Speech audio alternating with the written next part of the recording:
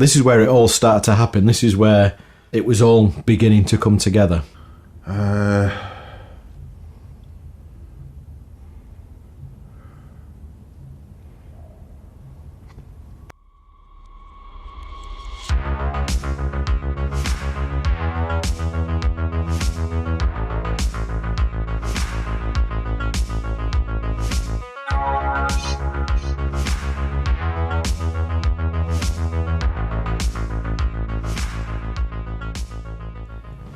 Moving in this new studio was the beginning of everything. This is what allowed us to actually make something.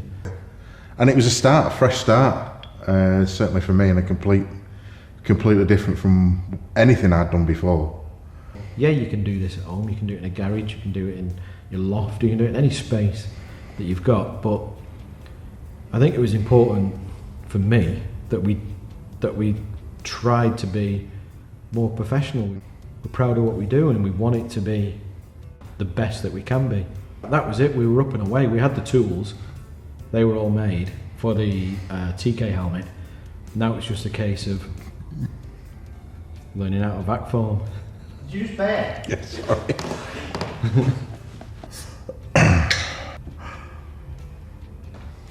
Do you remember doing the first helmet run? The Yeah, first yeah. edition? Yeah. I remember putting the pictures up on the RPF. We took my original apart and we put a faceplate from one that we'd moulded and then vac formed into the helmet. So it had the backing cap of the original and then the replica in the front.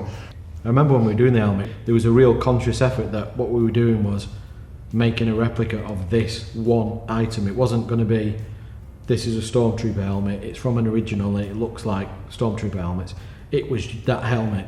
It was all about that helmet and making it, because we knew we were going to be judged by the replica that we made off this. So I always remember like putting it up on the RPF as being, this is going to be a warts and all helmet. It's going to have everything that my original have, because that's what we wanted to give people. Making an idealised, cleaned up version just was never in my train of thought when we were doing this anyway. No, me neither. We went out of our way to make sure we didn't do that. For me, the exciting thing was always the armour, because that had never been done. Everything, every single trooper up until that point that had any lineage was in one way, shape, form or another a recast of the Cameron Oakley moulds. So to have this armour that was just, it was just pure A&H, that was the exciting thing. That was super exciting. So we'd started making the armour, and that's when we'd heard about the Rock Radio wedding, wasn't it? And this is 106.1 Rock Radio. Well, that was it. That's all we used to listen to was rock radio. Dewsbury was a huge Star Wars fan, and everybody knew it. He used to even start his show with the 20th Century Fox fanfare. We ended up setting ourselves a deadline to get these suits produced so that we could present an honour guard at Dewsbury's wedding. And we got a party with all the celebs and all the people we've been listening to for the last, I don't know, for the whole time we've been doing the armour and helmets. Yeah. These were the guys we were listening to. Why not share it with them? What a good idea. That was a brilliant idea. I wish I had more ideas like that. My wedding with the station, which was one of the most insane ideas, because like there were two other couples who had their wedding at the same time, and it was a big competition to win your wedding. That was it. Yeah, they were to win. It was to win a wedding, wasn't it? Yeah. I was looking forward to the after party and the reception, basically. It was at Manchester Museum, underneath the T-Rex called Stan. And I can clearly to this day remember us being in the pub, in the changing room, having the suit laid out on the floor, having two suits laid out on the floor, knowing full well that they weren't even finished. We were still building the armour. Building the armour like 2 minutes before we were supposed to be stood outside the venue. So we were just taping it up and making it work. And then running across to the museum. And as we're walking down Oxford Road, we can just see there's these like balloons and there's a black and white mush. Because I can remember it being a surprise for Dewsbury. Holy crap, there's a bunch of stormtroopers out there. What's that about? And I was going giddy as hell at the time. It was like, oh, this is cool. Look at that, man. It proper blew me away. I wasn't expecting it. I didn't know that was going to happen. And we had the stormtroopers. They were all stood at attention with the blasters up. And it was a stormtrooper guard of honour as we were exiting the wedding venue.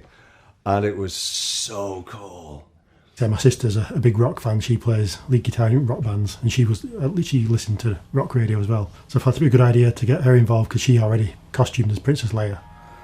So we got her to come and play the wedding march mixed with a bit of the Imperial March.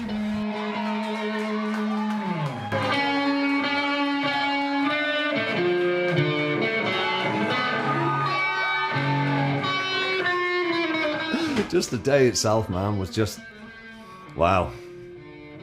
Ironically, that was the high point of the following 5 years. But, you know, we didn't know that at the time.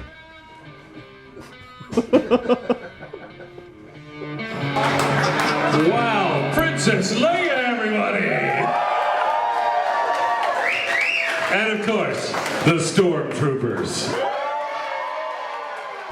So she played all that as they entered, and we just stood there in TKs looking cool. Ish. That's about as much as the of that day as I can remember, really. That and you falling down the steps in the museum with your TK suit on. I don't remember falling Oh yes. I think everyone falls over in TK armour at some point. I know I have. But it was one hell of a party afterwards. And then we went and got dekitted and just drank and had hog roast. Incredibly drunk. How drunk did you get? I don't know. So it must have been it must have been pretty good. I was like, hog roast? That sounds dodgy. Once we'd done the rock radio thing, we'd kind of roughed out the suits. Like a little crazy German fella called Dan. We had a guy here who was so into stormtroopers that he was going to fly over. But I know that we didn't have drop boxes, we didn't have belt, some rivet covers. There was a couple of little pieces that we didn't have. But before we'd even had time to do that, I came over. I flew over to Manchester, and our crazy German friend Dan had decided, okay, I'm going to book a flight. I'm going to fly over to Manchester, and I'm going to pick myself up a new TK suit. came to visit, and then actually picked up one of the very first suits actually the first completed suit, because when we were there we were finishing the last couple molds. And he took it back to Germany. I took it home with him being a little happy chappy, and he's been mates with us ever since. That's what that place is for me. That first studio that's where we learnt vac forming and we created the first lineage stormtrooper. What a studio. Come in here and actually seeing the care and the love and the attention to detail. I mean, am I right to just that goes into making this fet lid look like it's been through a dozen battles, look like it's saved its owner's life by ricocheting blaster bolts off his head. It's just absolutely jaw-dropping. And it's the kind of thing that, you know, I'm glad that I live in a world where there are such amazing craftspeople who make such amazing works of art as this. Because the world would be a much poorer place without people who cared this much, people who gave this much of a shit. And that goes for any craftspeople who are out there, who are making things, who are actually putting their time, their effort and their skills into creating. You know, I love this kind of thing, and it makes me happy knowing that there are people like RS Prop Masters who are crafting such amazing pieces. Because the world needs it. The world needs these. You've been watching more of the story about how RS came to be. I hope this is giving you an insight into why we do this and not just how. And I know it's only a subtle difference. Huge thanks to Dewsbury for coming down, talking to us about this wedding and his special day all those years ago. Now I know he's recently just popped the question to Mrs. Dewsbury episode 2. I'm sure she'll hate me for saying that. So the fact that he came down and reminisced with us was really special. So big thanks to you, Dewsbury, for doing that. Now, while we were catching up, Dewsbury has been filling us in on what he's been doing for the last couple of years. And some of it we knew, some of it we didn't know. And turns out he's founded a new radio station with some other DJs called Prime Audio Radio. It's an internet-based radio station and it's also a subscription service. So if you're into rock music, please do check it out, Prime Audio Radio. Go check them out if you like rock music. The website is primeaudioradio.com, and we are also giving away a subscription, so do comment below and we will randomly pick one. It will either be completely random or one that we find amazingly funny. Get sticking that comment in there, yeah, just ram it right in there below the video, and one of them will be picked by some means or another, and we will give them a subscription to Prime Audio Radio on us. And that, my friends, really is it for this time. Please make sure you subscribed, hit the like button and comment below, and you may win that radio subscription. So until next time,